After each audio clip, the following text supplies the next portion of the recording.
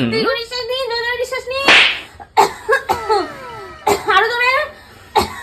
ঠিক আছে, থাকুন থাকুন।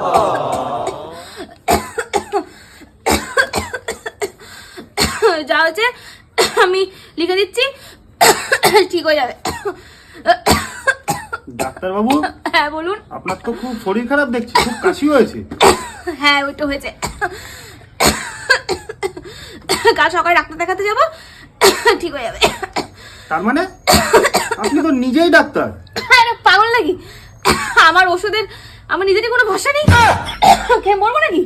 বলেন কি? আমি প্রেসক্রিপশন লিখে দিচ্ছি,